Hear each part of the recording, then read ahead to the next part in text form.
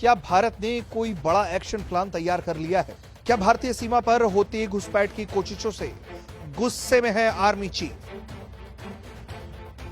चीन और पाकिस्तान को लेकर क्या बदलने वाला है भारत का रुख? क्योंकि थल सेना प्रमुख जनरल मनोज मुकुंद नरवणे के बयान ने कई सवालों को जन्म दिया है। थल सेना प्रमुख ने कहा है कि राष्ट्रीय सुरक्षा को और भी ज्यादा विस्तृत बनाने की जरूरत है। उन्होंने जोर देते हुए कहा है कि भारतीय सशस्त्र बल सुरक्षा प्रहरी के तौर पर देश को प्रतिष्ठा को मजबूती देने के लिए प्रतिबद्ध है। अब वो समय आ चुका है जब भारत अपने भूभाग में रणनीतिक अनिश्चितताओं को दूर करने के लिए सरकार के स्तर पर महत्वपूर्ण फैसला ले।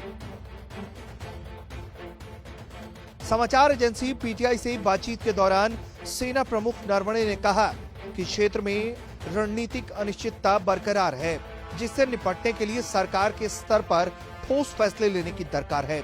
ऐसे में जब पाकिस्तान समर्थित तालिबान अफगानिस्तान की सियासत में सीधी पैठ बनाने की कोशिशों में है और पड़ोसी चीन भी श्रीलंका, नेपाल, म्यांमार, मालदीव जैसे मुल्कों में सैन्य सहयोग बढ़ाने पर जोर दे रहा है।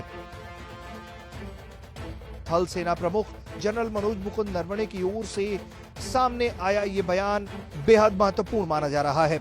इतना ही नहीं, सेना ने खास तौर से चीन और पाकिस्तान से लगी सीमाओं पर अपनी युद्धक क्षमता में अमूलचूल सुधार के तहत पैदल सेना, तोपों, हवाई रक्षा उपकरणों, टैंकों और साजो सम्मान इकाइयों को मिलाकर आईजीबी तैयार करने की योजना बनाई है। इस पर सेना प्रमुख ने कहा है कि यकीन मानिए, हम उचित समय सीमा के भीतर ही आईजीबी की तैनाती शुरू करेंगे और इस मामले में जमीनी स्तर पर कार्य पूरा हो चुका है और महामारी शुरू होने से पहले आईजीबी की तैनाती को लेकर परीक्षण भी पूरा हो चुका है।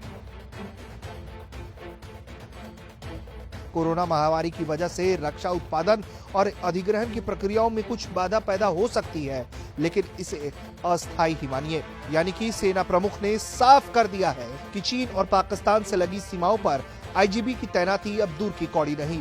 फिलहाल आईजीबी की तैनाती से ये साफ है कि युद्ध के माहौल में दुश्मन पर तत्काल हमला आसानी से किया जा सकेगा, लेकिन कोरोना काल में सेना प्रमुख का यह इशारा वाकई में भारत के बड़े कदम की तरफ इशारा करता है।